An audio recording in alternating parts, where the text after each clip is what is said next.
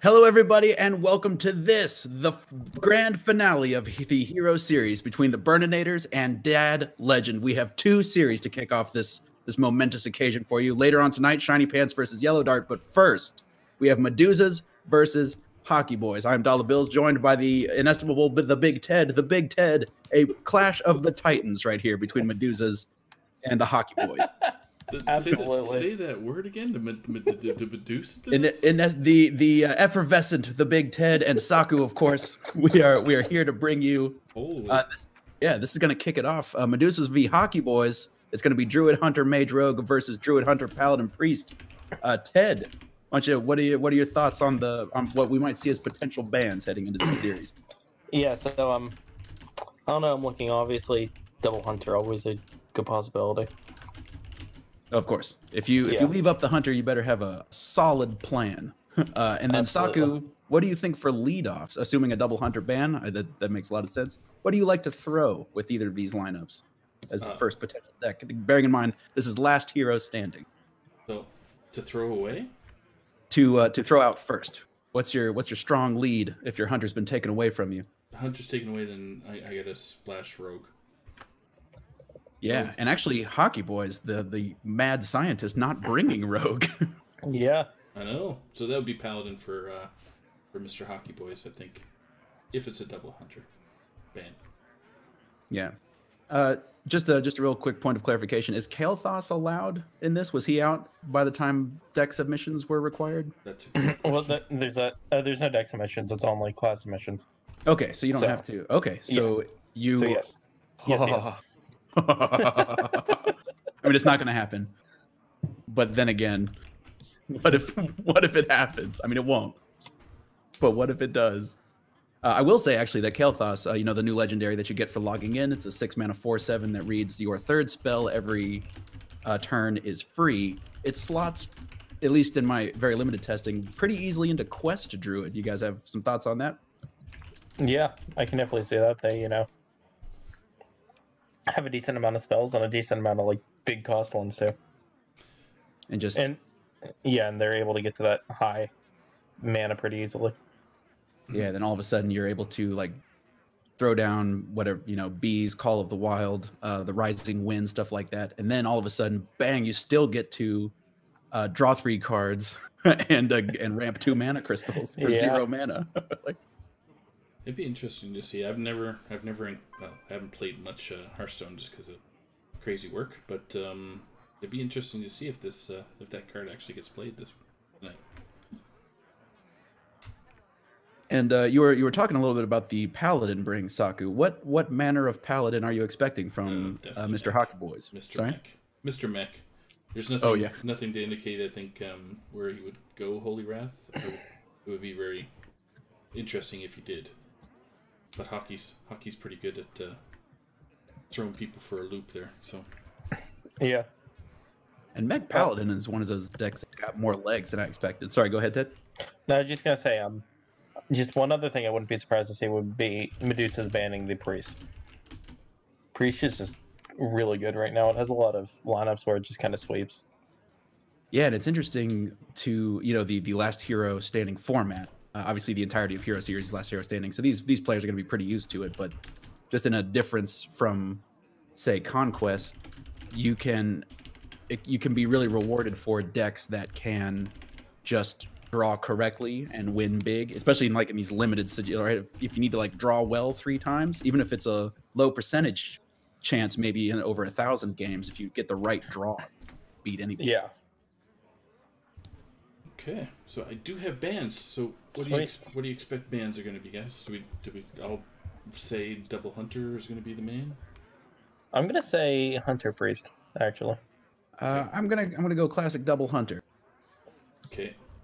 I would have said probably Hunter myself, but here's the bans. So Hockey banned Medusa's Rogue. Oh. Okay. Okay. And Hockey's Paladin was banned by Meduzas. Interesting. Both interesting. Up. Yeah. And yeah. I mean, I understand the Rogue ban. I hate playing against Rogue. It just feels so bad. There are a lot of games where just like they draw correctly and you can't do anything. They're shadow stepping Bronxes, they're shadow stepping Heist Barons, they're drawing 7 or more cards, they will cost 0. And then you just die from like 30. It's really fun. So, and both players are pretty much ready to go, so I can release the hounds if you wish. Unleash the hounds! So give it a couple seconds here. We are going to be spectating Hockey Boys first, which will put Meduzas on the top part of the screen. Alright. And if Ted wants to go through the rules of last hero standing. Yeah, so LHS, whenever you lose the deck, it's out, and just don't run out of decks. That's right. You got 3 lives. We're in classic fighting games rules where you go down 3 rounds and you're dead. Yep. And it's where you were talking a little bit, Ted, about just the possibility of just I think I'm the deck I most associate with this is the old Malagos and like Coon druids, but the current priest is another good example. Just decks that can just kill you. It doesn't matter what deck you're playing or how hard you try or whatever. Sometimes they just kill you. Yeah, you also see that a lot with like Dragon Hunter right now, where if they draw their stuff, you just die and you can't do anything. They're those guys are right in the match. Okay. Oh, it's gonna be Druid v Hunter to start with. And we're already seeing that this is a Dragon Hunter coming out from Medusa, and it looks like a Quest Druid coming out from Hockey Boy. This matchup is pretty much decided by can the Druid do enough early game to not just die. And I'm interested to see what kind of there's a couple of technology choices that you can do to either speed up your Quest Druid, stuff like maybe Steel Beetles, swipes, wraths, beezes, all that kind of early game removal. But then how much of that late game stuff like Cenarius, Ysera, there's a couple that do. We saw Feoris for a while, these Zephyrs, stuff like that, just like late game bombs, and where Hockey Boys chooses to position this Druid in terms of deck speed will probably play something over role. If it's lower to the ground, if it can play some, be a little more competitive for that early game board position, it'll have a better time. Yeah, like from what I've seen, is most Druids these days they can really only afford to play like one of those late game bombs, or else they're just gonna get screwed over by aggro. I mean, Cenarius is kind of an exception because, it makes taunts and it just buffs your board. It's not, like, completely value-oriented like something like Ysera. Or I guess not value, but just slow. Yeah. And it's weird. We're actually seeing a really awkward draw for Hockey Boys with 2 of those late-game cards and then the Fluke, which allows you to double dip on any of those. Just I would not at all be surprised to see that Fluke come out as, say, an Oasis Surger or a Lodi, something like that. Yeah, me neither.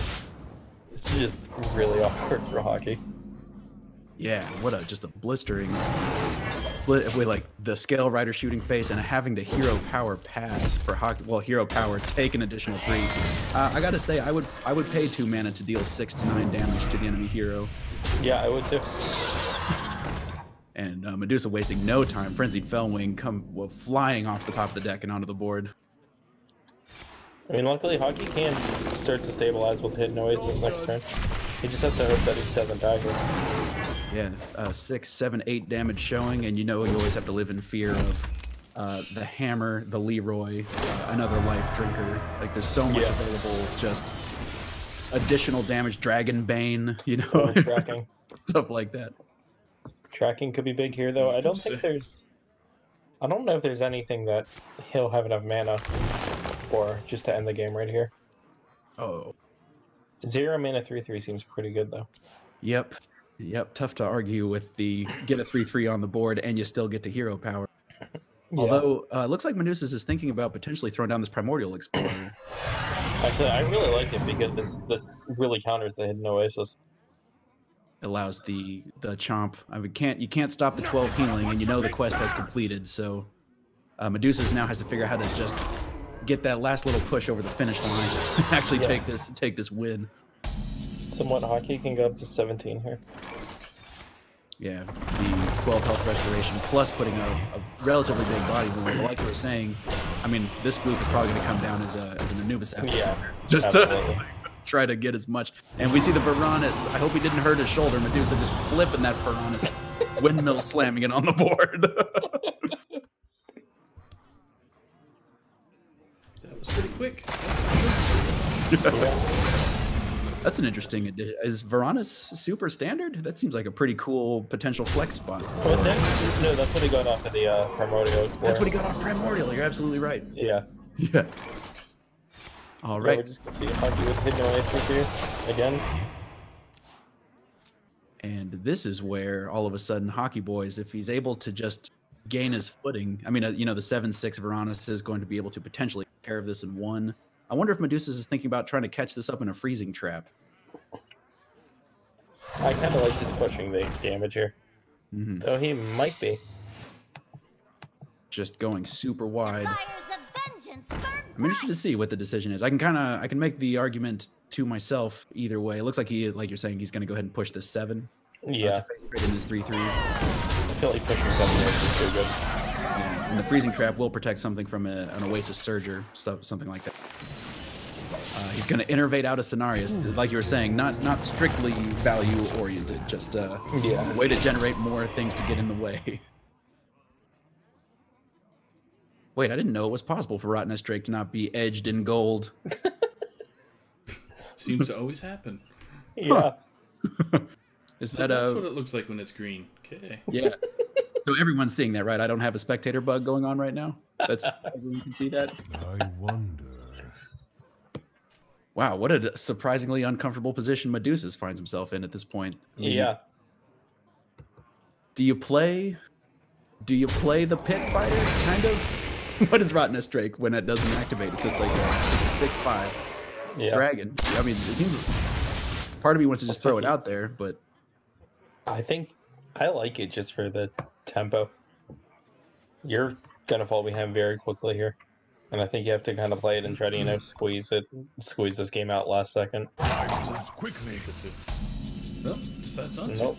Interesting. I mean, to be fair, you know, hockey probably can't do any, like, he can't trade here, which is really nice for you. Oh, never mind. Dang. Double dang. And so this Oasis Surger getting bounced is certainly not the end of the world. This will enable a 7-mana additional Oasis Surger in future turns. You know, it's kind of sad that card can be at 7 mana and you're perfectly fine playing it. Yeah, it's like, oh, it's been embiggened twice. That Stormhand is very nice, though.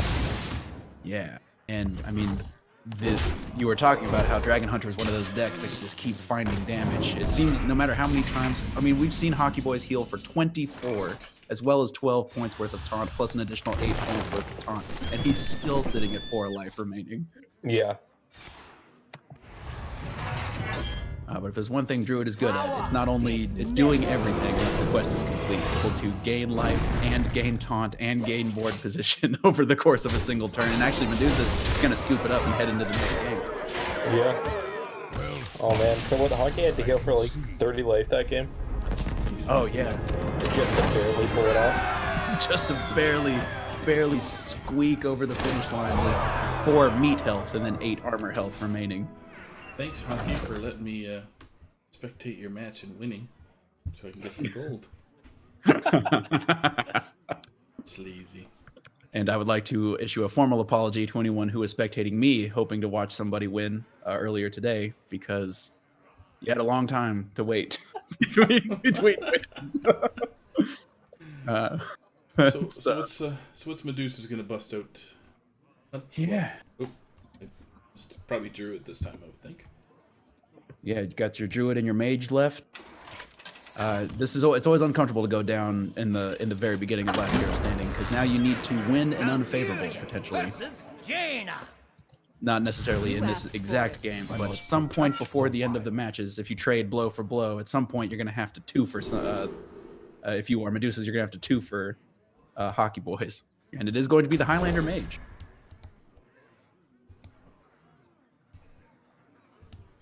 Man, Sarah really wants to make it on stream tonight. But this is just in every opening hand for Hockey Boys. Mulliganed away this time and is not the first draw. Okay. Yeah. Interesting hand for Meduzas here.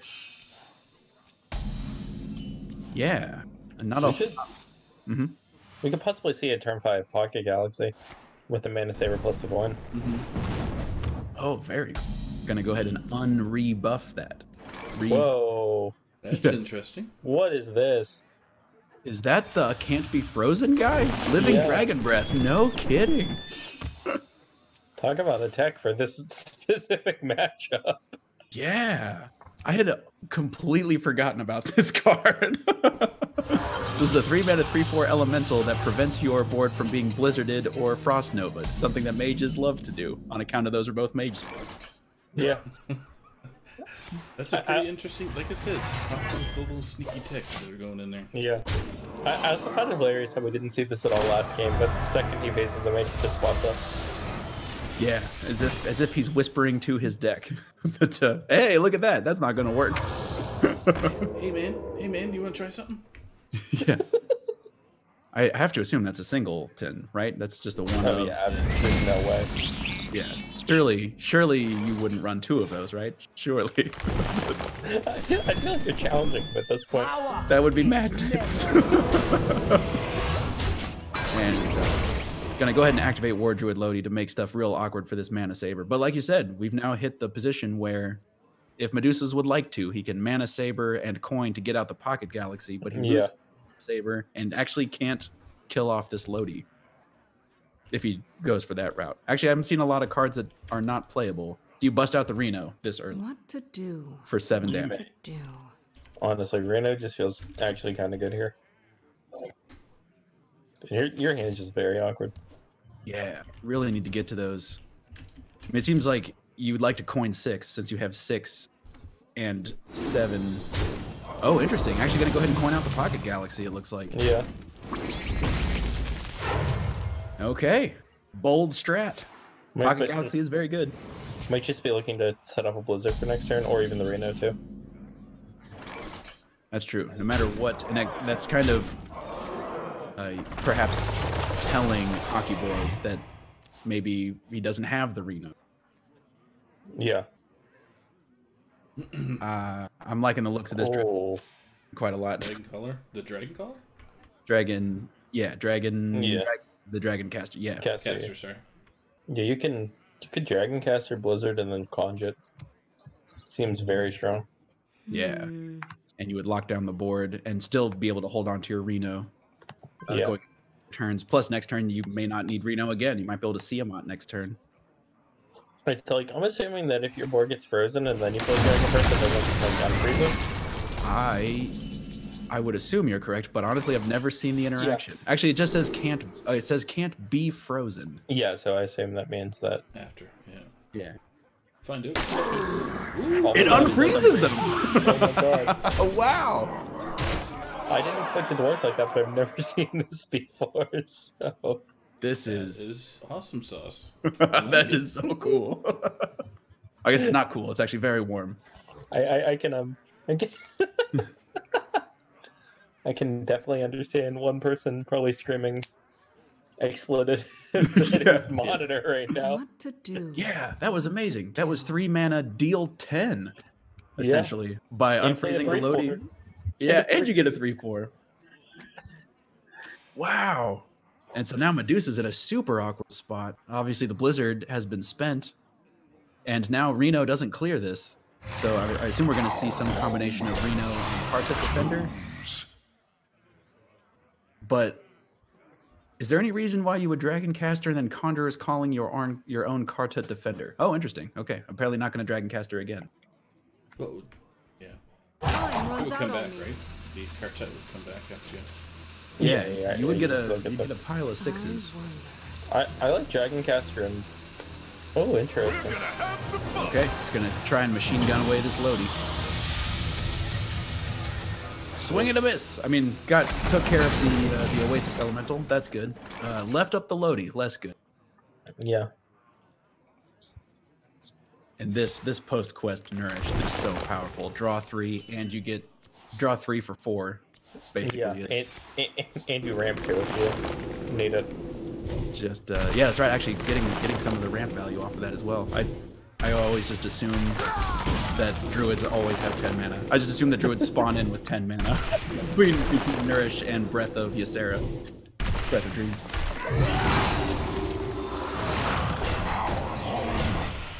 And this is just one of those really powerful druid turns where you get to draw cards and ramp, like you were saying, but also develop 3/5 worth of taunt stats. Yeah.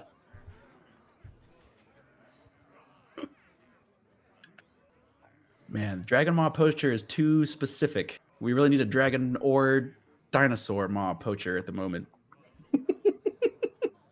Do you just have to see him out here? I think that's like your only choice. Double bump.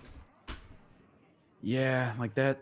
I mean, I guess there's a consideration for Dragoncaster Conjurer's Calling Ping, but yeah.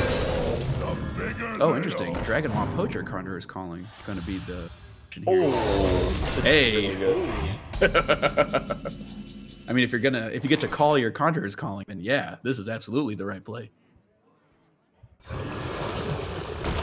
This is going to slam the brakes on both this Oasis Surger and potentially a Floop Oasis Surger. How much do you need to be putting on the pressure if you're Hockey Boys right now? It's an interesting argument because on one hand, like, you don't necessarily have to be putting on a lot, but on the other hand, you don't want to not put on enough and then something into the wall. And this sets up what we in the biz would refer to as turbo lethal on the board. You're in my Pilgrim hands bid. now. I don't think he was looking for any of those. No, I would assume Power of Creation is the choice. Yeah. Come on, I just want to see him with the Yogg Buck. Yeah. This is the Utgard Grapple Sniper. I mean, really, 8 mana, or really 1 mana, 15/15. You know, it's hard to complain about that. I'm going to, but that's not what you're hoping to get off of a Tortolan Pilgrim, like you're saying. Winds of the south. I assume we're still doing Rush Divine Shield. Is there any consideration for... I think it has to be Rush Wind Fury, right? Oh, Rush Wind Fury, yeah. That's really just taking as much on the board as possible. Yeah. Here's the Yogg Bucks. Oh! Let's do it. It's party time. Make it special. Okay. It's really good. Time runs out on me. Okay. Another Pocket Galaxy. Add a random demon. Sure. Hellfire clears the board as well as his own. Oh, that could have just killed himself. Oh man. Ice Cream Peddler. Okay, Starfalls.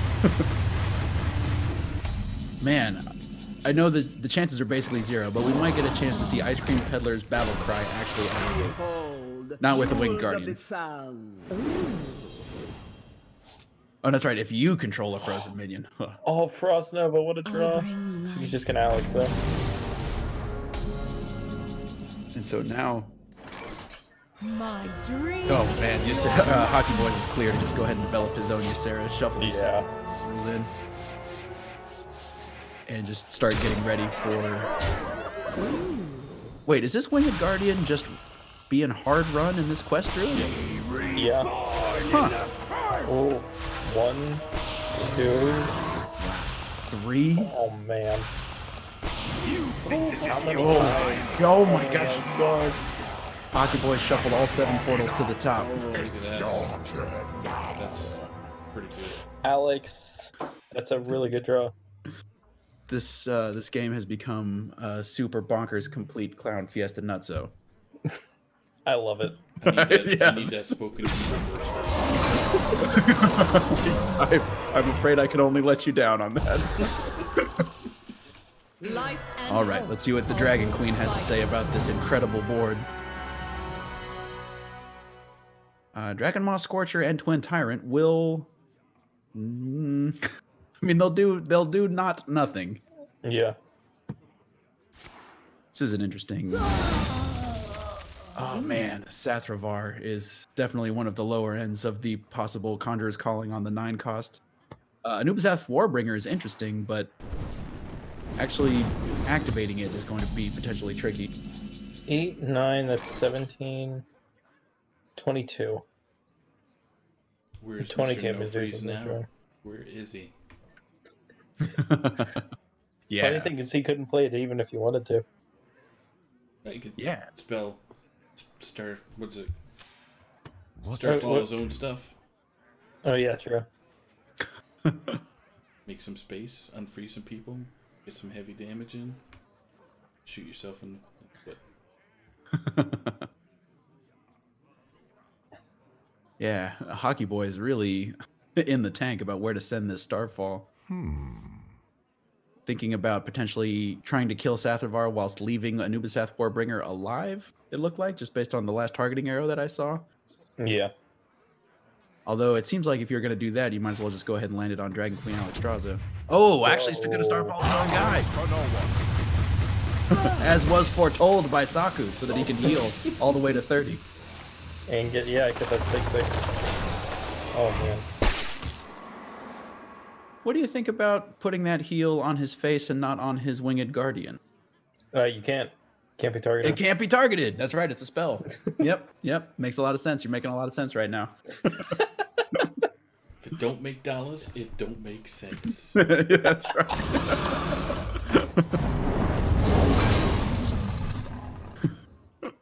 And Winged Guardian going to be taken out by the Flame Blast Wave of the Dragon Maw Scorcher. And now, because of that, Meduzas doesn't feel comfortable hitting Hockey Boys in the face until this Zaraku the Warp gets taken care of. Can Tyrant hit the 6/4 here? You really want that? Wow. Wow. Hey, I wonder if this Vile Fiend gets a chance to connect a few times, Meduzas might actually start gaining some life back in this. Yeah. But right now, all of his hopes reside on this 5/8. I mean, this is just lethal. Oasis Surger plus Starfall. Dang. And now Medusa's going down in a pretty quick 0-2 situation. Yeah. And this Quest Druid is not stopping. So, Druid. What manner of Druid? I mean, is it another Quest Druid? We're going to see a Quest Druid mirror to decide this? Or, decide if this series ends? Or is this perchance an Embiggen Druid? Or some sort of mad scientist Druid? Or a Tokens Druid, perhaps? Alfuria versus Elise. Token. Those are the only. Class is Sorry? in session. It is. I must So it is protect token. the wild. Interesting. Oh. Medusa's bringing the Dragon Hunter and the Token Druid. And it seems like this is one of those decks that also kind of has a surprising amount of legs moving into later stages. What with Mulch Munchers and Forest's Aid and stuff like that, able to just generate more boards than you might be ready to deal with. To me, this deck feels like the most high rolling in the game. Because if you draw your stuff, you're unstoppable. But if you draw just a dead hand, you can't do anything. Is this a tech shield breaker to silence an enemy minion with taunt? Someone who's tired of getting stopped by Winged Guardians, if I was going to hazard a guess. Yeah, probably. Or Kartut Defenders, I guess both of those. Yeah. Oh. The glue? I mean, the card draw is probably the responsible choice because it also activates your Garden Gnome for next turn. But the glue fills me with delight. I feel like Overflow can definitely be a little counterproductive, restoring 5 health to your opponent. True. But yeah, I agree that just with having the Garden Gnome in hand, it's the responsible choice. That Medusas didn't instantly pick it makes me think that perhaps thinking about the gloop. Oh yeah, absolutely. I don't think he was thinking about the other one. Right. I can't even remember what the third one was. It was the so fast. Breath of Dreams. Yes. That's right. And this card is just so strong when it hits on 4. Basically a 4 mana, what, a 4 mana 6/7? Yeah. Medusa showing us over the places. Yeah. And so now Hockey Boys needs to find some defense. Yeah, that has to be Hidden Oasis. And I wouldn't be surprised if Hockey Boys was hoping for something a little bit more, with a little bit more board impact right now. Maybe another Wrath, something along those lines. Even the Mark of the Wild to maybe give this thing +4 life or taunt, just something to slow it down while he tries to get his quest online.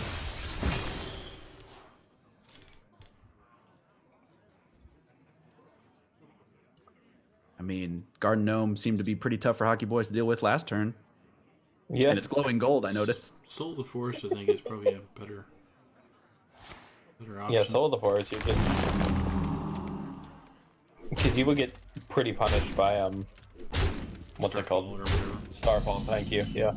That's I true. was blanking on that. And it looks like with a Starfall missing and not enough mana to play off the Hidden Oasis, Hockey Boys has to just battle for board using this Surger. Interesting you decided to kill a 2/2 instead of a 2/3. Yeah, I guess just trying. Well, no, because since Hockey Boys couldn't take, all but one of the treants off the board, and Aeroponics was going to be cheap no matter what. Yeah. Like, I guess now it's 1 mana instead of 0, but that doesn't seem So like many contradictions. that big of a deal. Yeah, 1 mana draw 2 seems fine. I'm looking at you, Crystology. What up, baby? There you go. Yeah. Oh, hey, I didn't see you there. Multi-Munch is going to come on down, and yeah, that breath of the Soul of the Forest is proving to be just a real pain for Hockey Boys to deal with. I assume this has to be a heal 12 taunt for 6, but Yeah, absolutely. I mean, do what? Ooh, oh, thinking about a floop, perhaps. Yeah, I guess. But gonna go ahead and heal. And actually, okay, for a second I thought all of that damage was going face, and I was gonna be very surprised. Goru, the Maitri, gonna be what a the draw. pickup. Yeah, that's an excellent draw. Just powers you up heading into the later stages of the game. Yeah. Plus, just a nice beefy minion on curve. And it allows you to actually get through that Oasis element. What is that thing called? The Vernal Ancient. With only 2 attacks. Would you have bumped first before? Power takes many. I think he just wanted to get through the Vernal with only 2 attacks.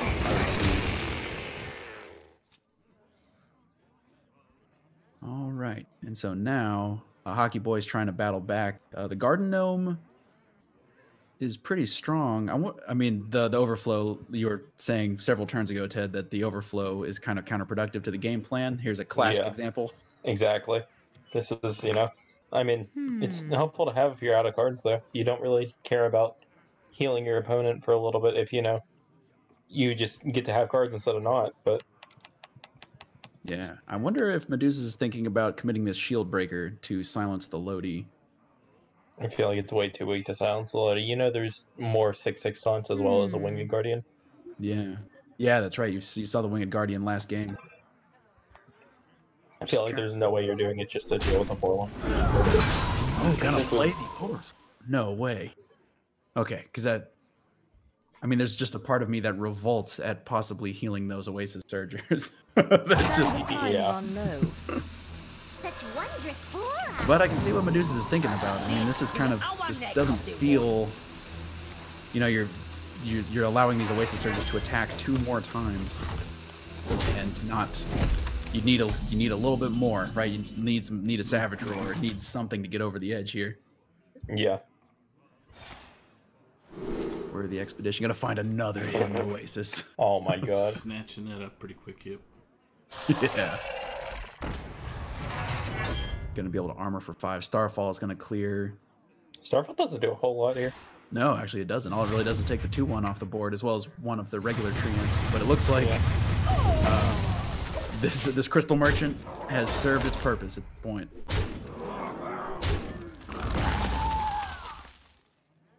There's the Savage Roar. Perhaps a turn or 2 late for what Meduzas would have preferred.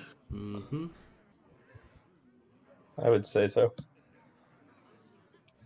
So, I mean, we have the ability to clear off the Oasis Surgers with a combination of trades and hero powers, which I guess would make it less miserable to play Overflow.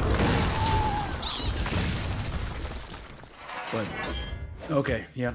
I mean, if you're gonna have to Overflow to try to find more resources to continue on in this game, this at least provides the least amount of value for your opponent. And you get to double Anubis Defender.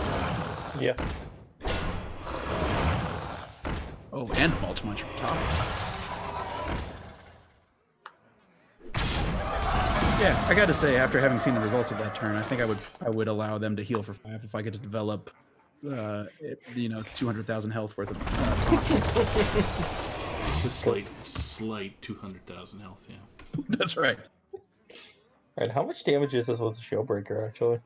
I don't know. And Mulch Muncher's a mech, so you can attach Zilliax to it. Oh yeah. Yeah. Get him. It's tree time. It's What's tree the nature time. status, Roar? Yeah, right. Wait a minute. Flashing all the way back to 2014. That's a second Savage Roar, which is looking pretty good. Yeah. So actually, this trade scenario is interesting. Do you lose your Mulch Muncher just so that your Savage Roar gets to go off more often, or do you trade in your 2 Anubis defenders? I think I'm losing the Mulch Muncher. Yeah. Gonna go ahead and it's tough to say no to the additional +4 attack of having the extra dudes on the board. How Yeah. curious. Oh, we're gonna see Oh, Face and a single Anubis defender used to trade and just jam 15 downtown. interesting. He gets hard punished by what is this, the 4th in Oasis? Yeah.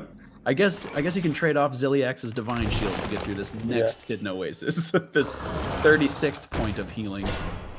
And Oh my 8. god. Oh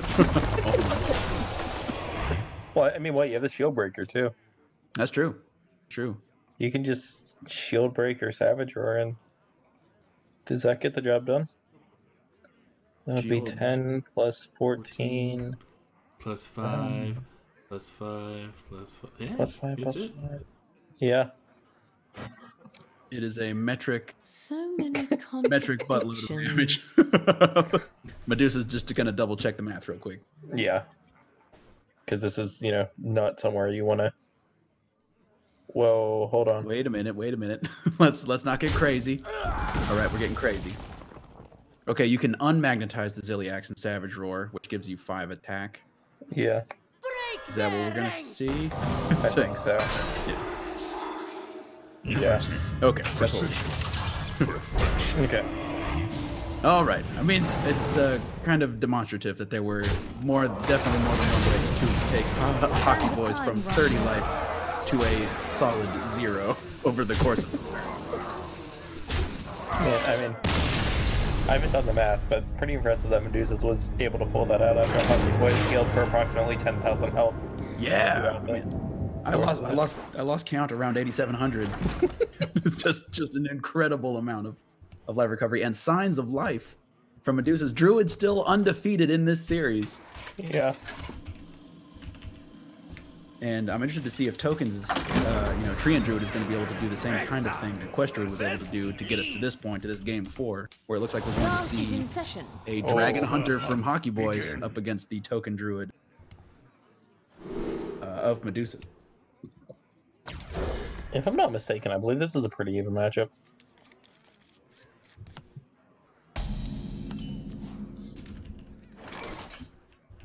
Yeah, and it seems, I mean, there are definitely some strong board control tools that Hockey Boys will have access to. I'm thinking about the Dwarven Sharpshooter specifically, things of that nature. But, the hammer, the Hunter can kind of find itself in one of those rogue situations where it gets to use weapons to try to maintain board control, but then it runs out of life, and it doesn't have a great ways to recover that life. Our neck of the woods. Looks like we're just gonna go for a. Just thinking about just making a power play on the first turn. Oh yeah, potentially buffing this to be Yeah. 2-3. Or could have just made a 2-1 and a 2-2 as well. Oh, true. But if you want to see a strong play, turn 2, 3-3 with a hero power. Yeah, yeah, that's right. You can get the hero power and a 3-3. Yeah. All right, so we're going to see the Troubadour come down. The squirrels added to hand for Meduzas, really setting up for potential buff turns in the future. But Hockey Boy, man, look at this! Look at this neutral SI7 agent, just really helping to control the board presence of Meduzas right now. I really question what Blizzard was thinking when they made Frenzied Fellwing. Yeah, I guess they didn't want. I guess they really wanted everyone to run 2 copies of Sacrificial Pact at all times. Even non-Warlocks? Yeah, they really wanted people to be excited about discovering different ways to get Sacrificial Pacts over the course of the game. Oh man. Yup. It's looking pretty bad for Meduzas. Yeah, just never able to get a He foot can, on this board. He could coin Force of Nature into Anubis. I think that's like the most boards you're gonna get here. Yeah, and provide a little bit of defense of just the onslaught coming in. Looks Yeah. like perhaps a piecemeal approach going to be the choice. Meduzas would like to draw some cards as well, if I interpreted that How Wrath arrow. curious. Yeah. But I think you're right. I mean, coin Force of Nature is the only way you're going to try to even achieve parity. And you know Hockey Boy's running out of cards. Tree Yeah, time. exactly. And you're not at a horrible life total either. True. And every single one of these treants going down just means that your Mulch Muncher counter swing will be less and less expensive. But a Phase Stalker is going to be the rip off the top, and this steady shot's going to start developing traps. I'm assuming freezing in snakes. Snakes. Hey, there it is. Second verse.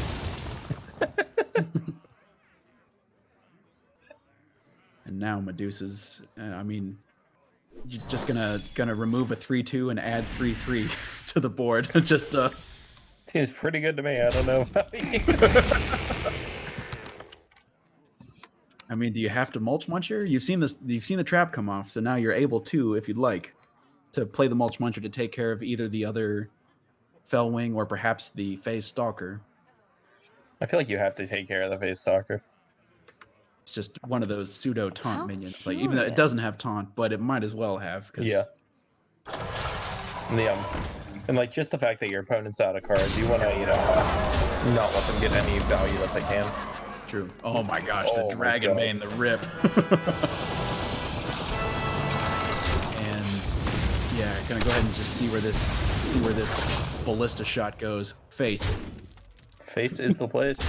Yep. The old Dragon's Bane knows what's up. I think I'll go for the most face. There you go. Face is good. Thinking about face. I think here you just have to Wrath the 3/3, trade into the 3/5, and make a board and hope you don't die. Yeah, I mean, at this point, Hockey Boys is on several potential explosive draws. Things like Leroy Jenkins comes to mind. That is, that's not one of them. Hey, Freezing Trap is, a bit of a miss. Yeah. And Hockey Boys probably would prefer not to leave this 8/1 on the board, but you're not going to commit. Oh, it is going to commit a snake, it looks like. I guess you have to. You'd hate for that to get frozen back and then played for super cheap. Yeah. Man, daring across the board at lethal damage. Interesting you didn't throw a squirrel in first just to play around that. Oh, to, yeah, freeze back a squirrel. Yeah. And I wonder, yeah, that is interesting. I wonder, I guess must have really thought it was snakes. I wonder if he was hedging towards a Soul of the Forest play, potentially. Although, no, he'd still lose. Maybe. Yeah. Yeah.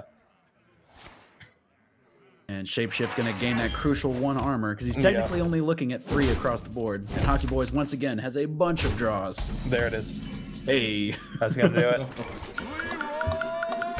3/1. I feel Yeah, fortunate look at to have that. witnessed this. And this is one of the, to your earlier point, Ted, about how just explosive and it seems like that hunter just never runs out of damage. It just keeps. Yeah. I mean, obviously Leroy is particularly spectacular, but there was all kind, drawing the hammer, just drawing like a big old whelp or something, just something, even if it's just a bunch of stats. Just there were a lot of good draws. There were not very many dead draws, and there were quite a few good draws potentially available for for Hockey Boys. Okay, we're gonna have Hockey Boys do a quick interview. Oh yeah. If I can find him on my list here. Man, so that puts Dad Legend up, taking an early lead in the series. Yeah, 4-1. That's gotta feel good. You have to go first. Your match is on stream. It's like, yeah. I mean, it's just seeing what Dad Legend has done this season has just been incredible. Yeah, Dad Legend sitting on a 9-1 record coming into this. Yeah, and also I feel like putting that, I'd say their loss as an, excuse me, I'd say their loss as an asterisk next to it, just because that was the last week of competition. They had already pretty much guaranteed the #1 seed in the playoffs. Not even guaranteed a playoff spot, but the #1 seed. Right. So yeah, that's right. They came into week 10 at 9-0. Yeah.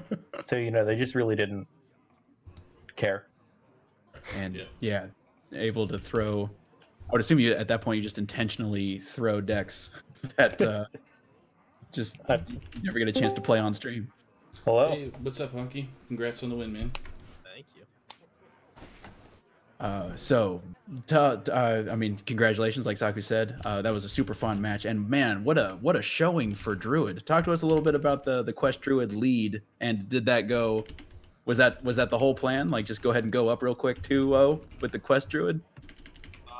Right before the match, I actually asked YellowDart if I could bring that Smock Druid, the meme deck that because on paper the Quest Druid had no favorable matchups, so I'm kind of lucky that I got a couple of wins with it. Yeah, and it was just looking, up against the Dragon Hunter and up against the Mage. That was, and actually, speaking of the Mage match, talk to us a little bit about the living Dragon's Breath, 3-mana 3/4 unfreeze inclusion. I was in Viper's stream, and Twitch chat said that Living Dragon Breath was the nuts, and Twitch chat has never. That's just true. They're always right. Yeah, but I compared to the Mage matchup, we thought Mage was like the one class that could possibly sweep, so I had Living Dragon's Breath in that deck and also in my palette. Oh, interesting. Just in case. Yeah, it was funny because none of us actually, because we've never seen that card before, and none of us actually expected it to unfreeze once they had already been frozen. Yeah, none of us knew of that interaction. yeah. That's pretty much the only reason why you play. Yeah, You just get surprise lethal sometime. Yeah, I will say in that instance, 3-mana 3/4 deal 10, pretty good. When you ended up in the Druid Mirror, were you expecting Token Druid from Meduzas? And was Token Druid a consideration for you? I thought it was going to be embiggen, but Token also makes sense since I didn't have Rogue.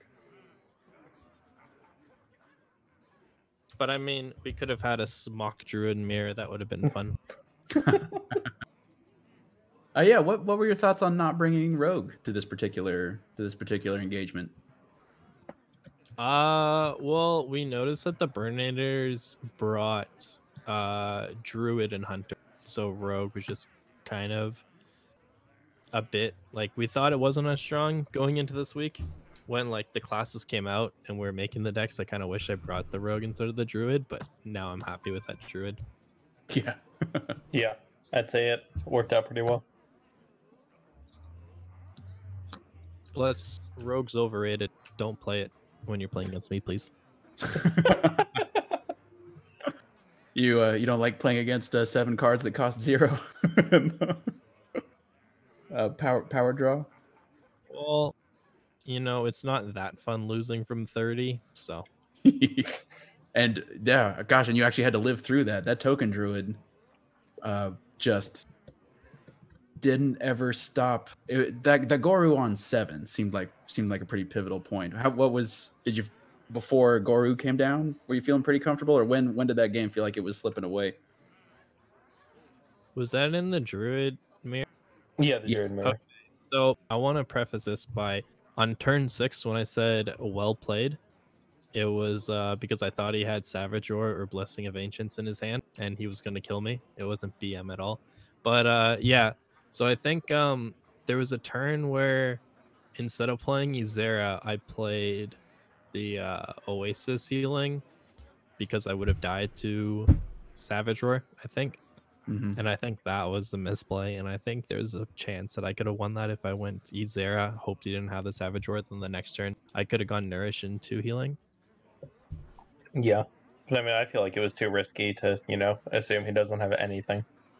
Yeah. I mean, Smock Druid would have won that matchup, so that's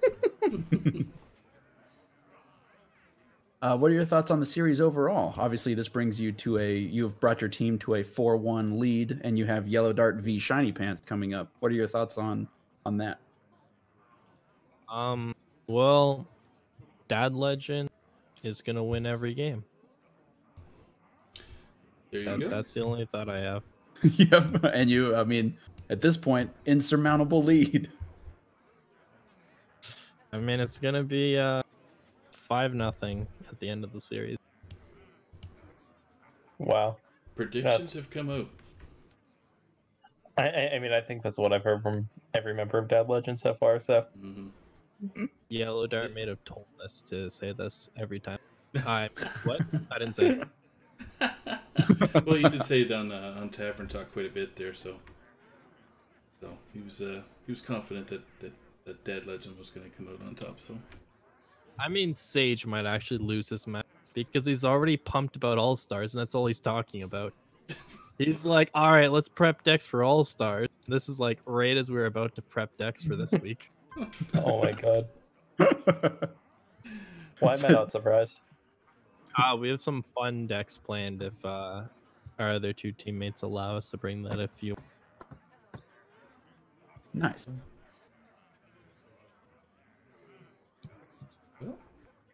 Yeah. Congratulations again. Thanks for streaming this. Good luck in the next cast. Thanks, buddy. Thanks. All right, some confidence on the side of Dad Legend. Yeah. Yep.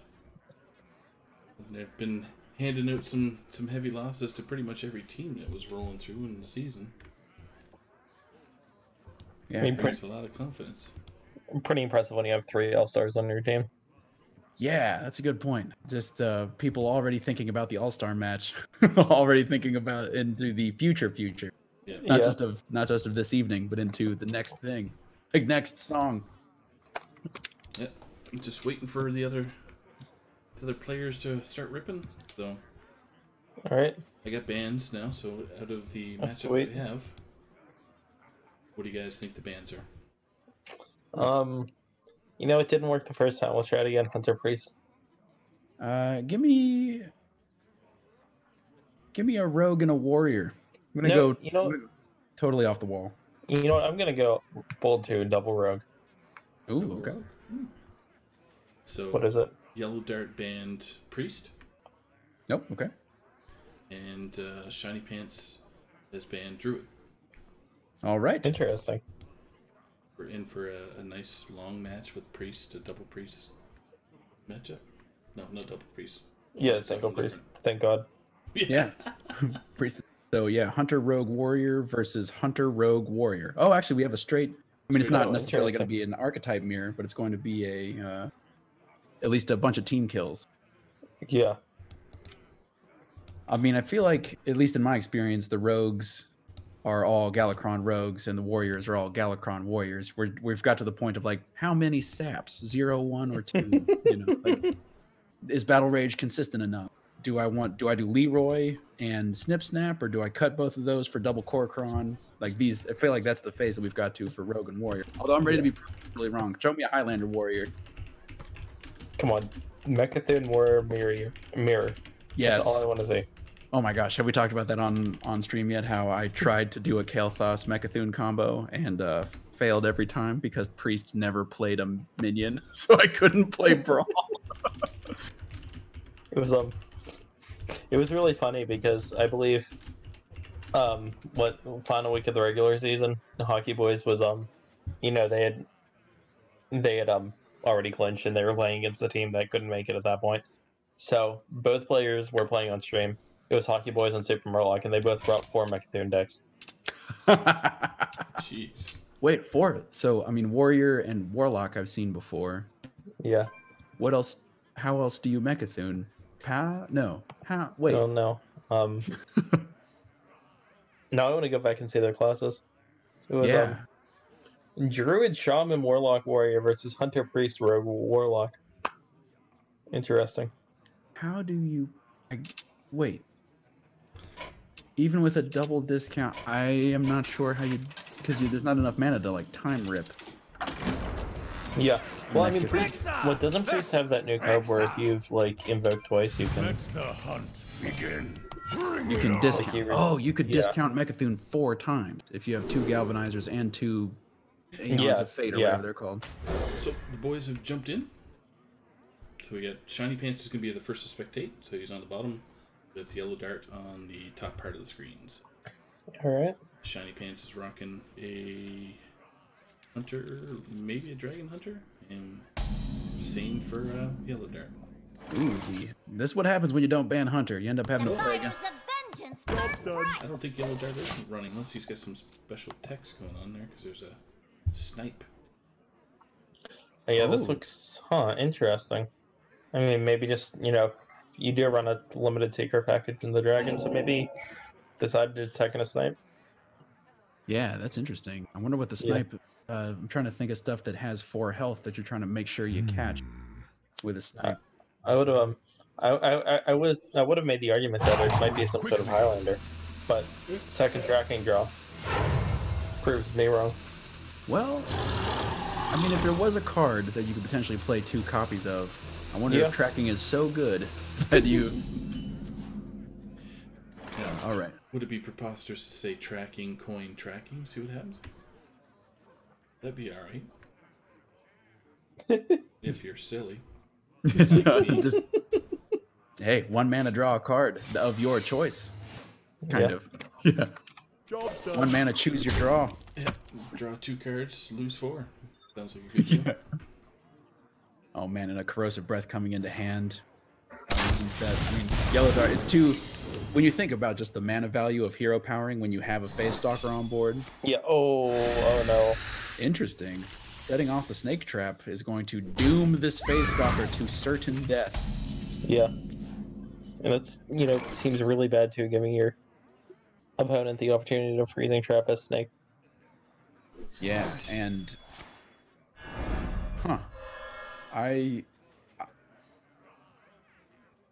I'm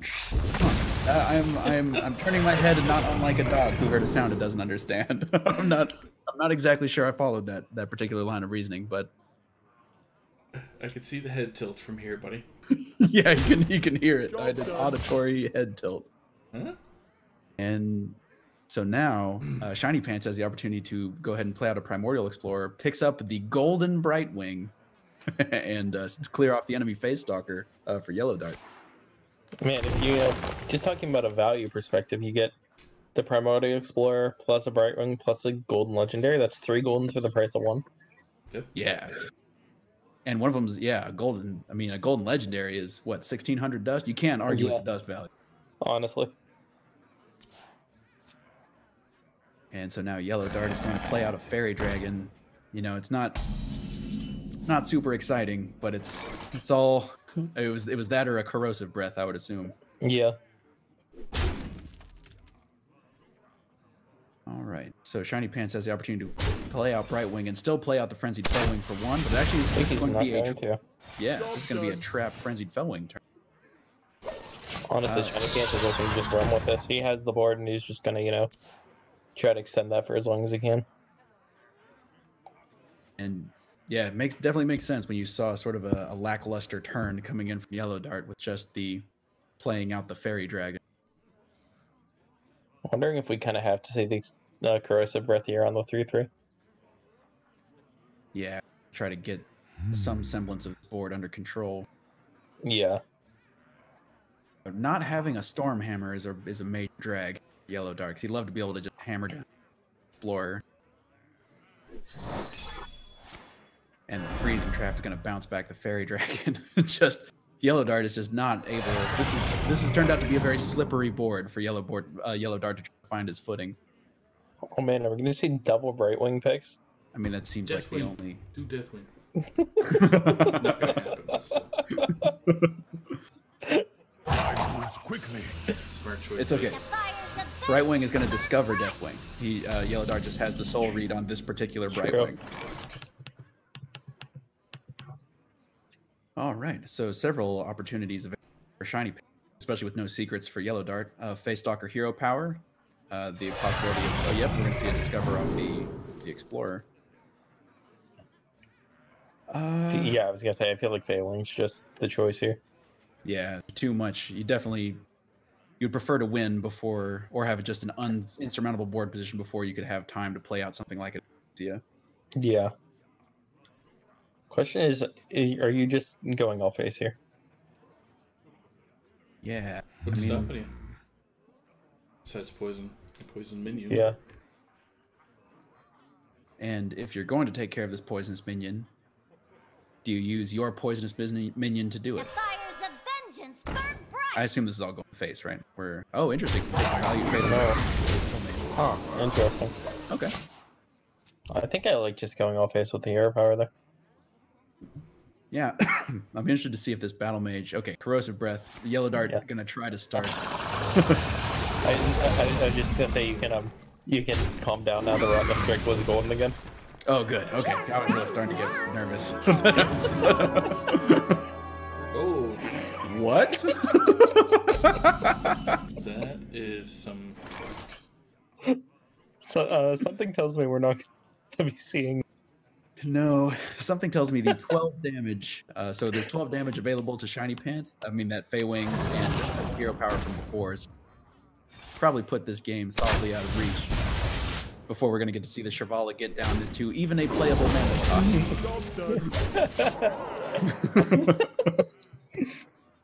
Poor YellowDart. Wow. Well, What do? You just look at the card and say, yeah, okay.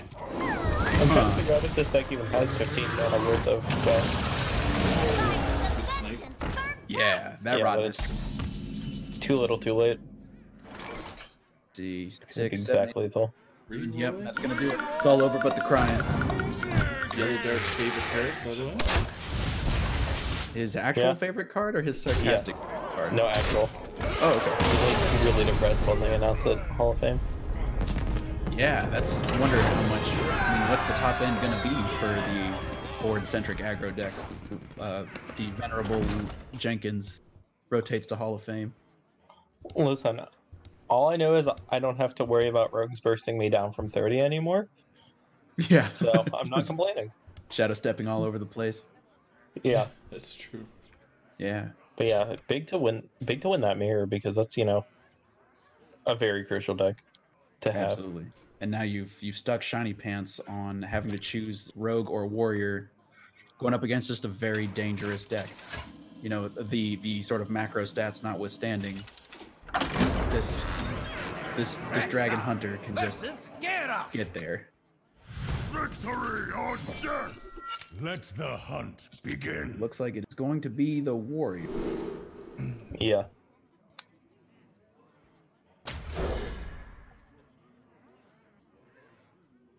Face Stalker definitely keep. And gonna throw it all, but there's the Stormhammer. didn't see it on either side for the entirety of last game, but now Stormhammer's ready to get in there. I don't think we saw it in any of the games earlier tonight either. We did Now not. I'm thinking about it. Wow. Very shy Stormhammers. And Well, man, Bashful Dwarven Stormhammer. This Dwarven Sharpshooter seeming pretty good. Yeah. and I have to confess that I slept on Risky Skipper when I first saw it. I was like, I don't know. I'm not sure that I'm seeing it. But boy, is that just a versatile card. Yeah. I have to agree with you there. I didn't think much of it either. And But this Chopper is really good top deck. just hold on to this board position moving into the later stages. And now ShinyPants doesn't really want to. This is one of those awkward positions, right, where like you don't want to play out the Phase Stalker until you can combo it with hero power. Yeah. Fairy Dragon's gonna get blown up by Skipper procs. Just gonna go ahead and Stormhammer and continue onwards. They'll lose YellowDart in a very awkward spot. He just has to play a Made to fit. Armor Smith on turn 3 with nothing else. That doesn't seem great. True. Yeah, this. Oh, he was going to swing. I wasn't sure if he was going to swing or not. I don't like swinging here. Interesting. I'd wait myself, but Yeah. I don't know what that one face damage is really getting you. Yeah, and this fairy dragon is going to. Well, actually, a fairy dragon play right now is just going to get eaten up by the devoted maniac, but it does allow ShinyPants to start leveraging that storm cannon with additional hits. And Interesting. okay, actually doesn't want to get devoted maniac, I would assume, or is maybe thinking about maybe another ritual shopper and awaken, something like that. There are plenty of options for warrior to take care of stuff that can't be targeted.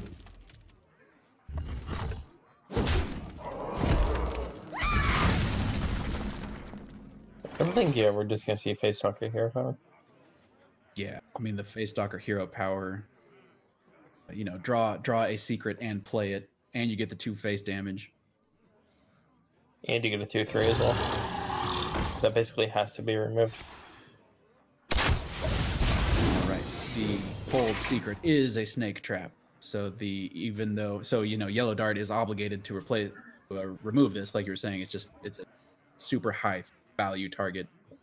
Yeah. That's off the snakes, and actually 2/3 comes off the board, a 3/3 goes on the board.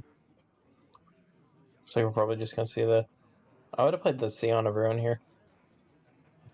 I wonder if YellowDart is considering the possibility of a snipe. Nope. Scion of Ruin and then Eternium Rope. Yeah. That was the only reason I could conceive of for holding. Also, I found it interesting. He threw the Devoted Maniac in first to see if it was freezing. I would have liked to play the Scion of Ruin to try to get that freezing. It seems like a very good freezing target. That would be great for you to have it frozen back. Yeah. And YellowDart has put together a very awkward board for Rottennest Drake. Here we go, comfortably golden again. Oh, that's interesting target. Yeah. And I'm interested to see what ShinyPants thinks is the highest value removal option here. It is going to be the Eternium Rover, as soon as potential Ziliax or Snip Snap magnetize opportunities in the future.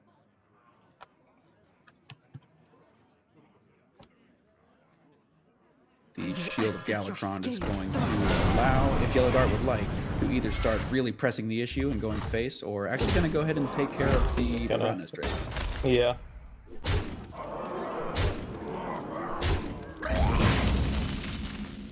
Gosh, YellowDart just needs one. I mean, honestly, with this Galakron Warrior deck, especially when you have them down to 17, even though YellowDart's Galakron is merely an Apocalypse, I wouldn't feel super bad about potentially just windmill slamming down on 7.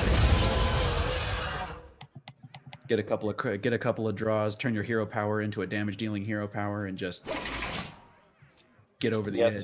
Yeah, because you're getting pretty close already. Oh, it looks like YellowDart disagrees. Can we go ahead and go for the duplicate Scion of Ruin and just go for maximum board press? I mean, that's definitely reasonable. Let's give himself one more turn to draw either the other Ritual Chopper, either Awaken.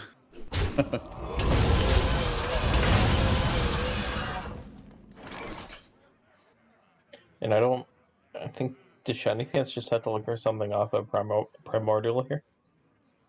Yeah, and I'm trying to think what 4-mana dragon. Yeah, wouldn't help him. Dragon would help him. What the base mana cost? Oh, actually, he's gonna go ahead and. You know, this is you're in a bad spot when you're using Leroy as removal. That's... Leroy to trade into a 4/5. Oh man. No. I was gonna say Galakron is gonna be really good, but Scion of Ruin is also really good. Yeah. And you get to keep the whelps. Look at these little guys getting in there. They never get to do stuff. Nope.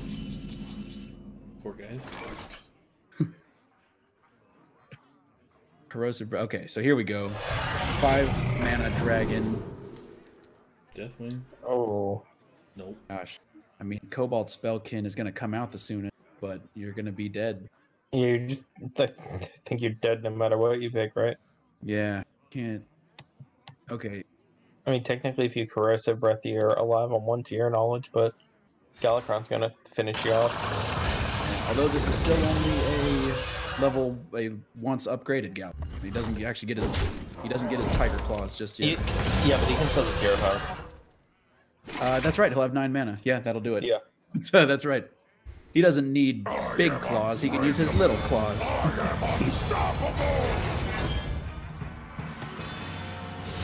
And okay, draws, like you said, pretty much irrelevant. Because all we need is the hero power to go ahead and put this game in the books. And a back and forth exchange. The warrior, a solid pick for YellowDart. 1-1.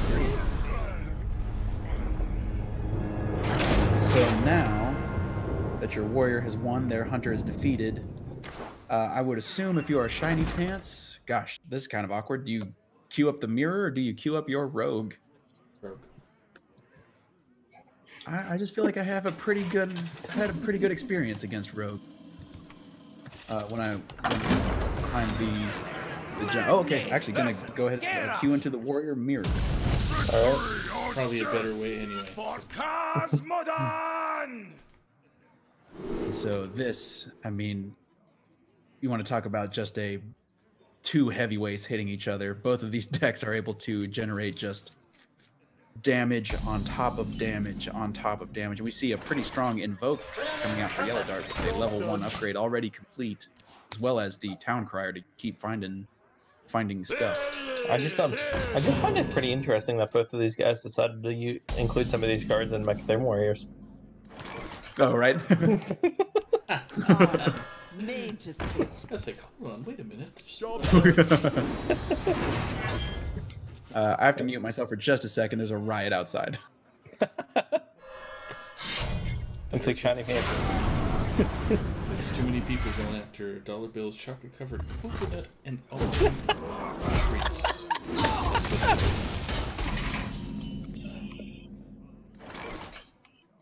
Okay, I think it's calmed down, but if that goes on again, I'm gonna go. See, that's what happens when I open my windows, is I let in all of the outside air, some of the pollution, all of the crime. Oh, we figured they were lobbying for your chocolate-covered almonds. Oh yeah. Oh, people love my nuts. They're so good. What's going on in here? We playing some Hearthstone. Devoted Maniac. It's coming down. They're Oh my rioting. god. They're rioting. We're not talking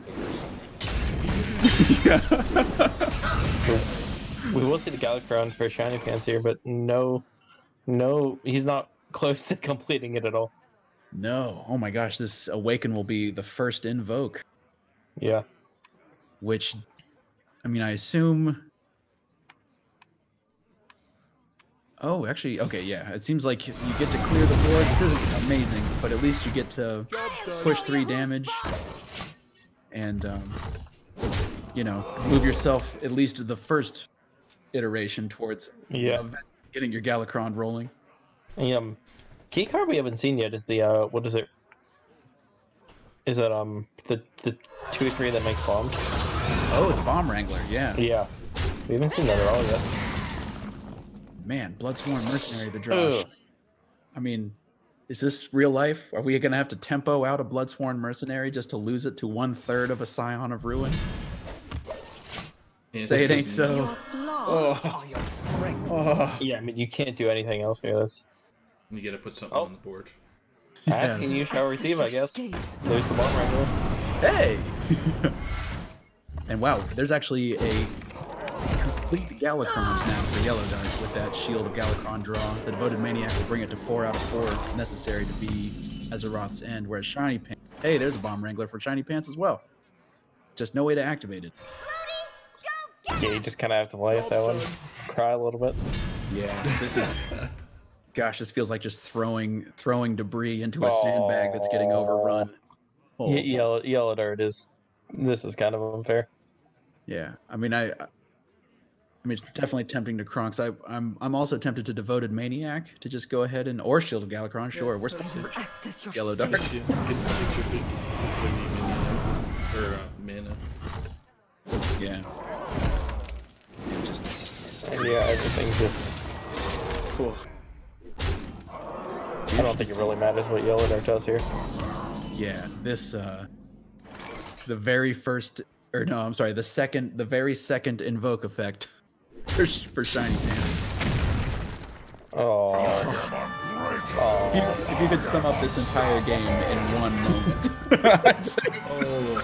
Oh, no crier. So bad. Okay, 2 moments. If you could sum up this entire game in 2 moments, it would be. ShinyPants getting with the bad draw, but.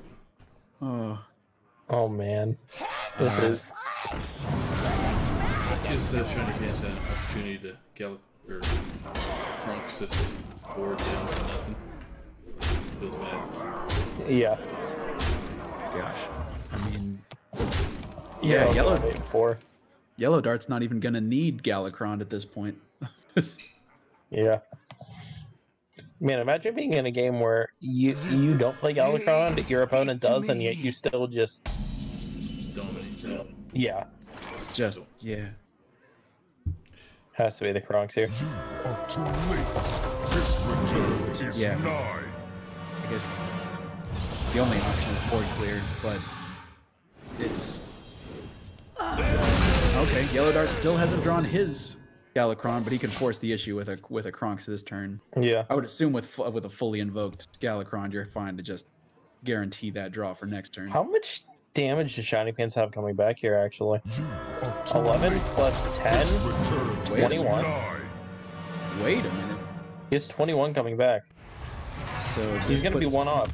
Wow, he's gonna be one off. Oh, man. Oh, no. Oh no.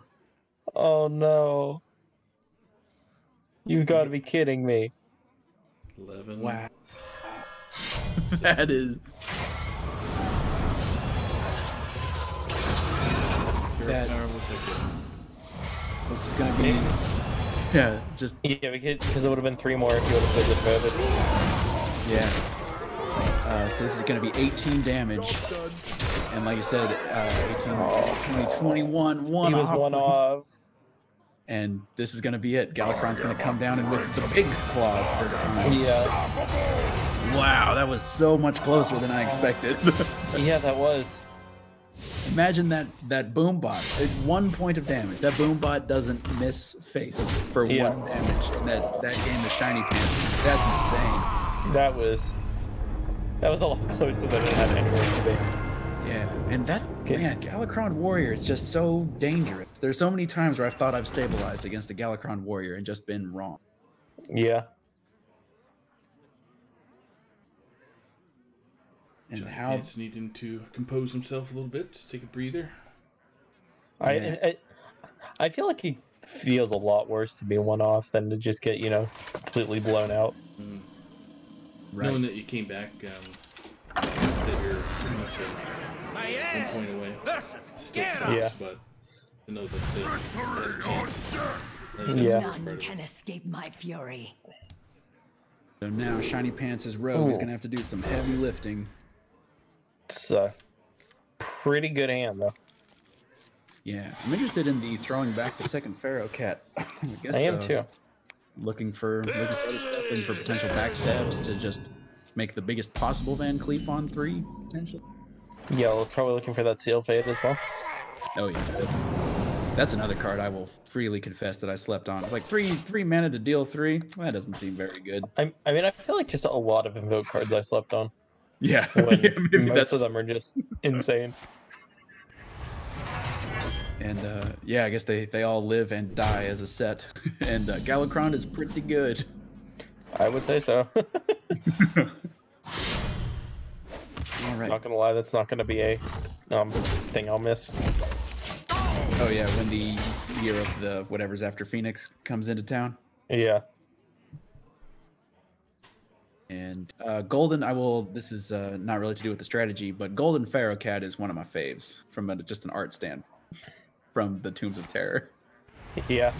Just a kingly or queenly cat right there. Oh my god, so we could see Coin Mermy Shadow Step. The Brotherhood shall prevail. Oh, okay, he's gonna do it with the Interesting. Just gonna double Shadow The Step. Brotherhood shall He's prevail. could have squeezed the Mermy in there too. Yeah, and just shadow step that. And this is one of the ways you can definitely put the warrior in an awkward situation because they don't run any non-numbers based removal, right? Like they don't have any plagues of flames or twisting nethers or anything like that. You're gonna have to find 8 damage.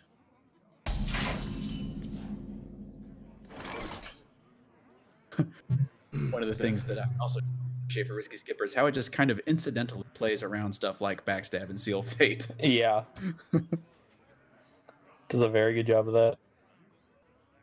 So now, if you're ShinyPants, I mean, this Devoted Maniac is probably pretty eager to get out there and start doing some stuff. Pretty good bomb hit if you're Shiny. Yeah, and this, this is interesting. I assume we're taking out the Risky Skipper just to maximize the amount of value we could potentially get off this Devoted Maniac. I wonder if there's any consideration. I mean, Shadow Step is such a versatile card. I wonder if there's any consideration for Shadow Stepping this Maniac to just get rid of the board. Yeah. I mean, there's plenty of other high value targets though, right? Certainly can't fault ShinyPants for holding on to Shadow Step to try to do maybe some ridiculous Heist Baron or stuff later on. You're double prongs there. Looks like he will get the removal, but I'll take another 8 to the down. Gosh, 16 damage from this Edwin. It's just gnarly for a 3-mana card. Granted, ShinyPants had to spend a bunch of resources to build it, but still, Warrior taking that on the chin. I mean, all he had to use was a coin and a Shadow Step.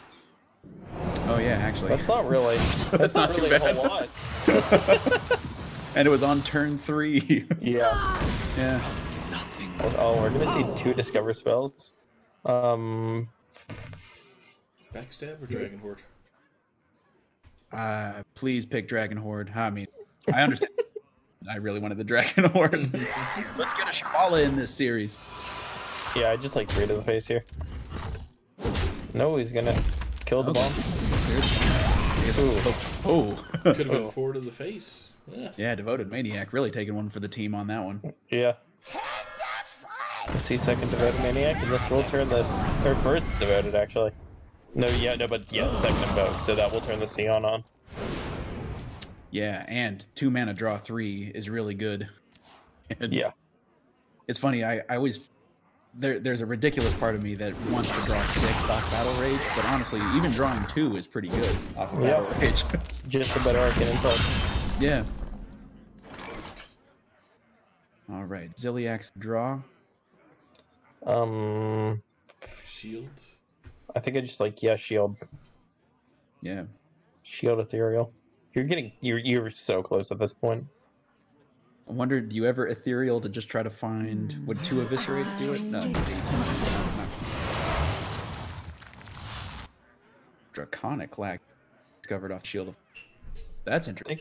I think I did Draconic better. Yeah. The Goose! The Goose! Yeah, I mean, Dragon Maw Scorcher, I assume, will be the pick, but the Goose! I really wanted to say the Goose there, but Scorcher's the obvious pick. This is why they don't let me play. All right, so Armor Smith is going to represent a bunch of potential armor generation for YellowDart. Alright, would anybody be sad to see Sion of Ruin just get nerfed to hell? More so, join the Hallowed, been nerfed twice, along with not many. There are not many cards that have gotten to say that they've been nerfed twice. The old Rogue Quest is the only one that comes to mind. Yeah. I think didn't the old Unleash the Hounds? No, it got nerfed and then I think buffed. It got reworked. Yeah. Yeah, I don't think the second one was technically a nerf. It was more of a rework. Yeah. The twice adjusted. Backstab. There's going to be Backstab, Dagger Hit, and Dragon Maw Scorcher to just try to get some of the nuggets off of this board. And prevent the incredible amount of armor. No, he still gets it, though. Still gets a bunch. Yeah. Yeah, when he was getting very close, and now YellowDart's at 24. Whoops. And now YellowDart, because, a lot of that health went to YellowDart dealing with ShinyPants' big threats we already you know, talked about the Edwin. Yeah. ShinyPants needs to find some gas. All of a sudden, he's got like, he can discover spells. He's got a defensive thing, but he doesn't have his Galakron. He doesn't have his Kronks. He doesn't have his Heist Bear. Yeah. I'm just wondering if like if ShinyPants would have gone all in on the Edwin and done like, you know, Mermaid, Shadow Step the Mermaid, play the Mermaid out again, Shadow Step it, play it again, blah blah blah. It would have been up to like a 14-14 or a 16-16. I think he would have just ended the game by now. Oh, interesting. Oh man. Speaking of Galakron, fully invoked, YellowDart able to swing in for 7.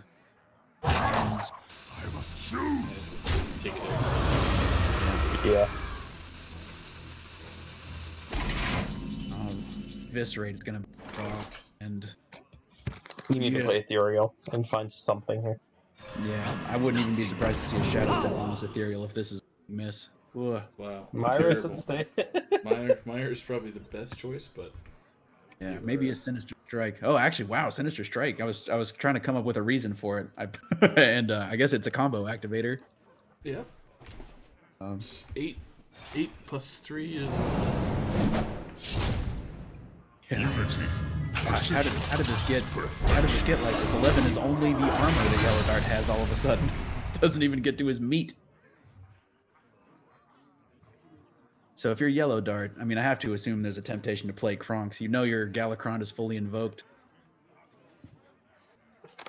But then again, you cannot suffer silly actions. And hey, you've only got 11 armor. You could totally have more and draw cards. And this is getting a little out of hand. Oh, and he gets the. Oh my god. I mean, we're definitely going to see Bomb Wrangler or Armor Smith, right? It's too delicious.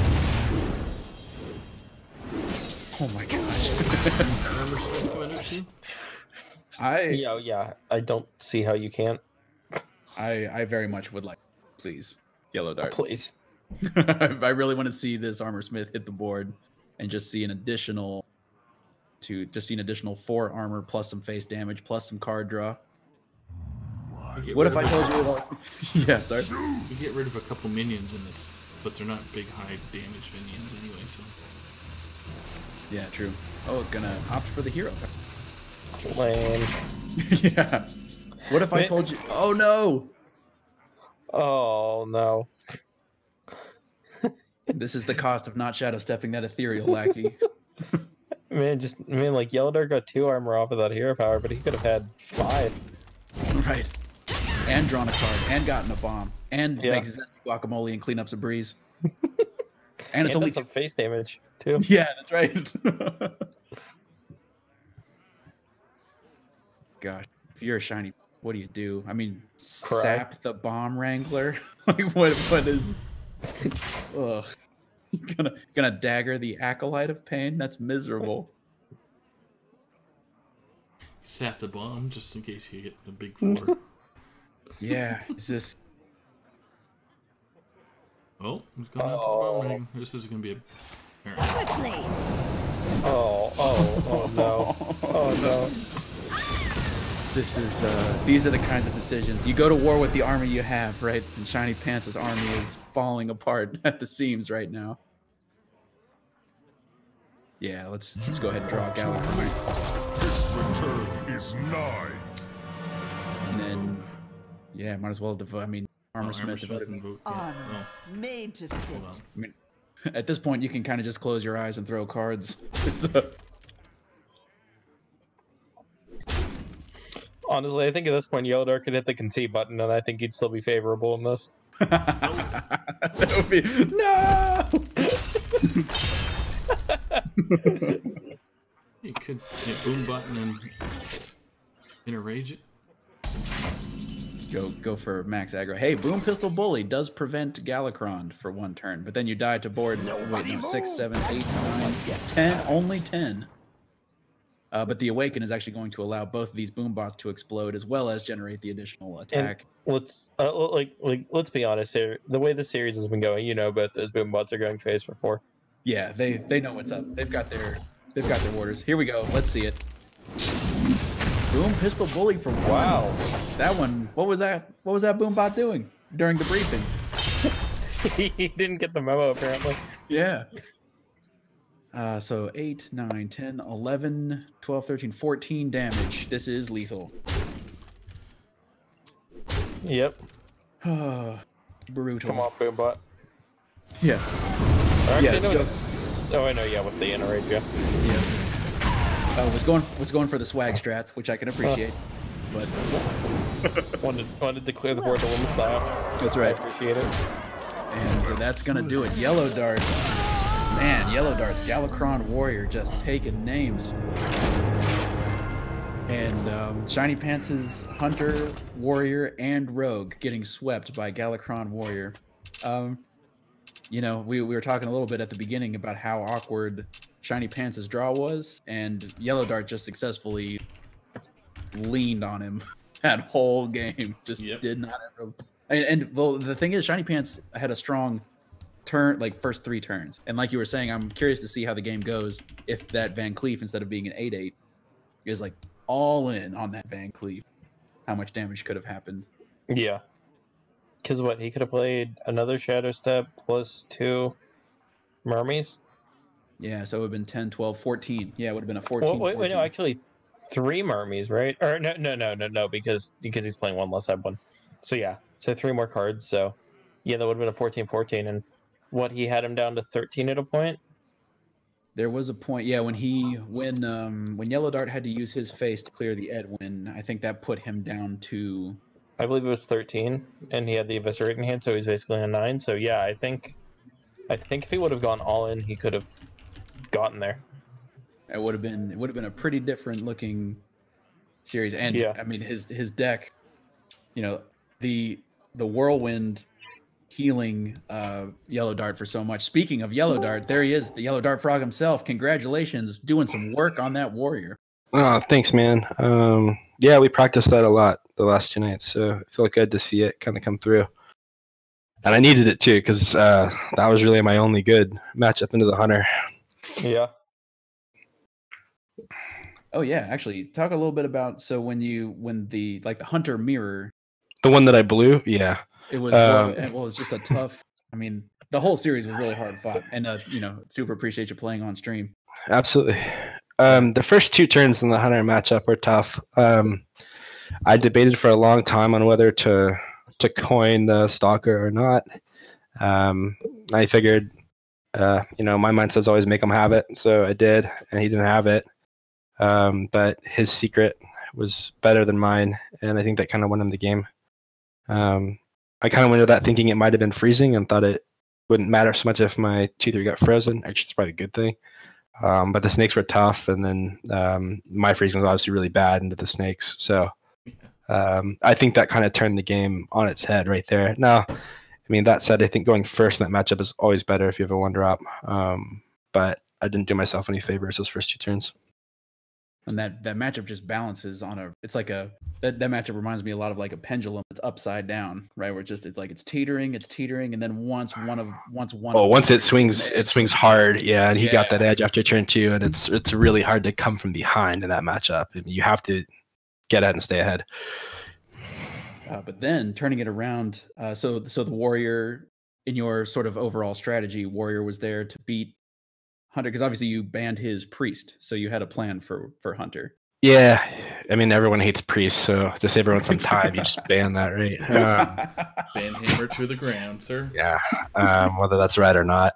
No, but I mean, that warrior, yeah, was designed to beat the Hunter as best I could. So it had both rovers and both armor smiths in there. So I mean, just the way I view that matchup is just, hey, it's a race, except that warrior gets armor. So hopefully you win. And that's kind of how I play it. So it kind of worked out. And then the last 2, I think I just kind of drew better than he did. I got kind of a lead in the warrior mirror, and he played a skipper, like a naked skipper, which is what I said. I can run this scion into that, and I'm gonna bet he doesn't have another and 2 minions to follow. And I think that kind of iced it because I had a pretty fat board. The only thing I got worried about was when he cronked me.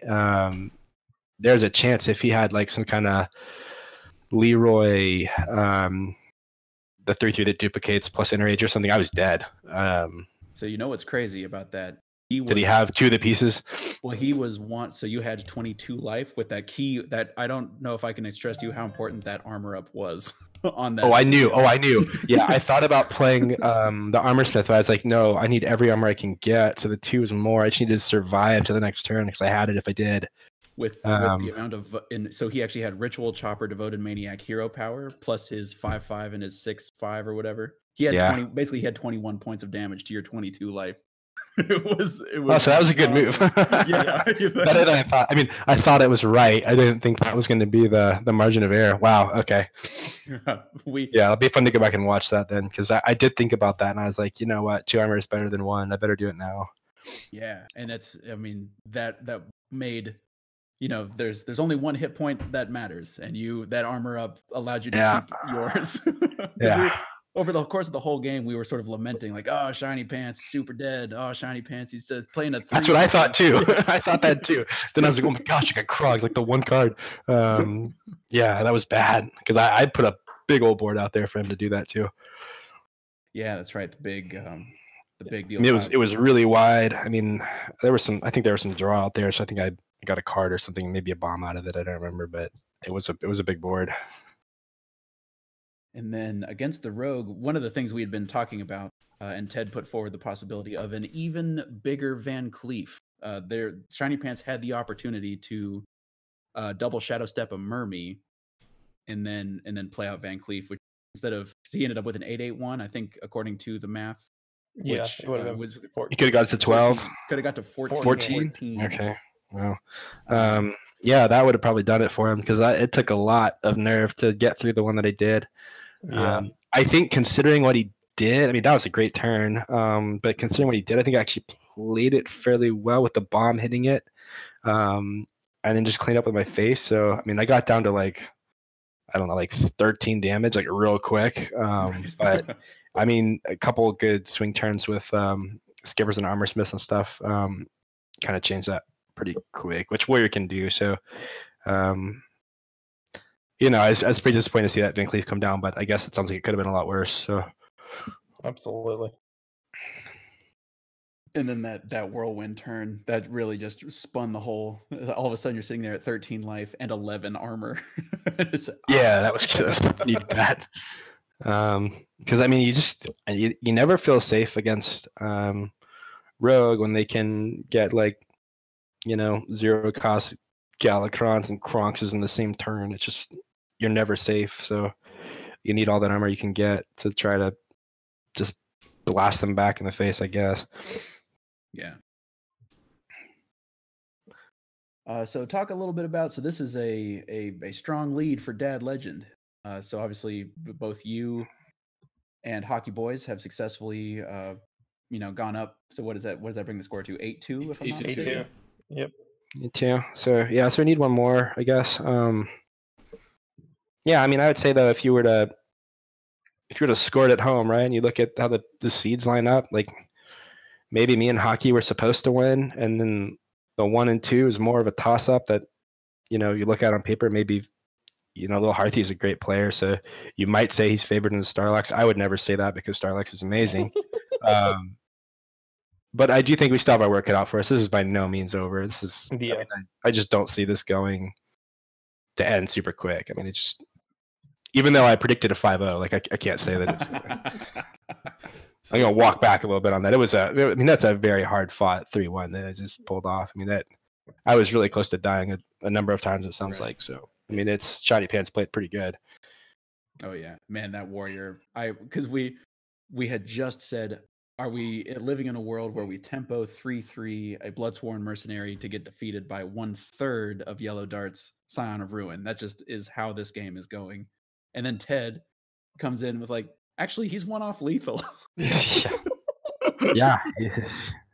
I mean, both of those Galacrons, I mean, they just swing so hard, so fast. You're never really out of it all the way. So Hockey Boys had a comment tonight. Did Hockey Boys win? Yes. Mm-hmm. Okay, so we can Also, confirm that. Okay, I mean, he looked good, but I didn't get to watch the end of his match. Yeah, he won 3-1. So Okay. Hockey Boys let us in that Sage is preparing for the All-Star game, and not for Sage is preparing for the All-Star game, and not for not for his opponent. Let's put it this way: Sage was preparing for the All-Star game, and the captain stepped in and tried to squash that bug, and it has now been squashed. That's a good bug to squash, sir. Gotta keep your boys in line. So he was playing with the All-Star game, but I'm gonna kick him out of the All-Star game if he doesn't get it together. I think I can do that, right? Can I do that? I mean, he's technically the team captain, so.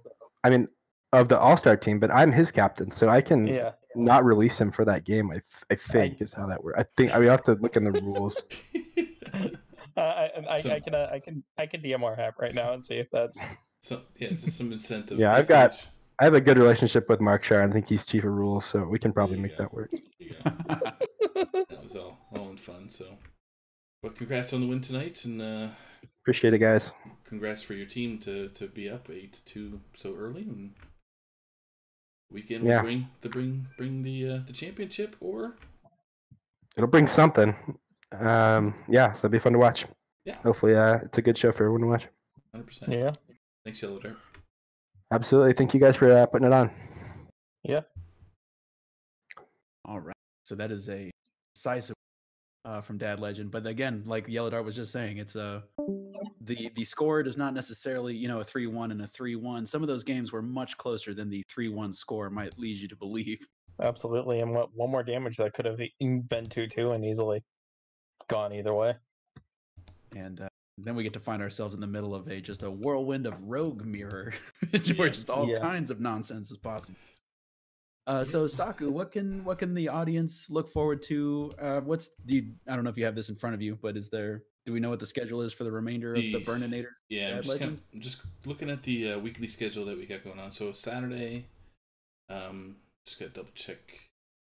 Don't see anything for Schoolstone yet, which is the afternoon show. But there is, if anybody's interested in casting, just hit up Lotus Knight. So typically he's pretty flexible with his hours, so it could be 1 o'clock till 4 o'clock Eastern. And then Saturday night we have Dawn Day with either caster of Myanodon, Markshire, or Dano. Typically it's Dano. They have 2 matches, which is a Legacy semifinals, which is it's me, Mike V, from the Good Luck Albatrosses versus Bill Snyder for Dad Legend, which is a 9 p.m. match, 9 p.m. Eastern. And then we have Isocles or Icicles, or whatever way we want to call it. This is also Dad Legend versus Ron Mexico of the Burninators for the Heroes Finals. So that's at 10 p.m. Eastern. So that could either decide it or continue for the finals there for Dad Legend. Yeah. That's the 1 seed, and it looks like they're both bringing Druid, Hunter, Priest or Mage, and then Rogue. Yep, and then we have Sunday. So Sunday's got Quaz, and I think the Big Ted usually co-hosts with Quaz, so it could be Big Ted and Sage, because Sage is playing. So yeah, Sage plays. So there is a Hero Series final match, which is Sage from Dad Legend versus Silver T-Fox Demon of the Burninators. And then there's another Heroes match with Starlax from the Dad Legend versus Little Hearthy from the Burninators at 9 p.m. Eastern. Or it could be a Ducharmo from the Galacrons, the Good Luck Albatrosses. Yeah. That acronym kind of messes me up. So yeah, it messes me up too. Versus Myanodon from Dad Legend for the Legacy semifinals. Just all depends on how the Heroes finals go. So that's 9 p.m. Eastern. So I believe what Donde said they're going to do is if the Hero finals are still up in the air, they'll show that. But if it's been decided already, they're going to try to show the Legacy match. Yeah, so it's a pretty exciting weekend. Yeah. And this is just the beginning. This is just the beginning of this. Yeah, it is. What was your favorite moment, Ted? You got a moment that's from the 2 series? Between Medusa Hockey Boys or ShinyPants YellowDart. I mean, it was 4. It's funny the matches went by kind of fast. Yeah, they did. Decided before turn 10. Yeah. I think I like the just the first game when it turned into a major clown fiesta. I'm always a giant fan of that. Just this is what mages and druids are supposed to do. What about you, Saku? What moments from the evening stick out for you? That warrior for YellowDart and ShinyPants. I think the warrior versus warrior was kind of just like YellowDart mentioned, and we mentioned a few times, just how fast and how quick warrior can kind of turn. So, and that was pretty close. So it was just one point of damage away to for ShinyPants to put a hurting on YellowDart and be up 2-1, but it swung around the other way. Just incredible. I mean, and there's no, because I remember, but we talked a little bit about Force of Nature, Savage Roar combos from back in the day, where it's like you knew it's like, okay, 14, right? As long as I'm above. But it seems like with these Galakrond warriors, there's no number that you can just sort of keep in your head. 30. It's like I gotta be above 30. I gotta be above 30, right? Okay. And yeah, I mean, the druid got killed from 30. Warrior almost died from 22. I mean, it's just there. I guess it was YellowDart was just saying you're never safe. Nope. Yeah. So. Yeah. All right. Well, that's gonna do it for us. We have been Big Ted, Saku, and DollaBilz taking you through this beginning of the series between Burninators and Dad Legend. Check out all that excellent content that Saku was talking about, because if you don't, you're gonna be kicking yourself. Check us out, man. Well, yeah. And have a great night. Yeah, we'll see you in the next one. See ya. Take care.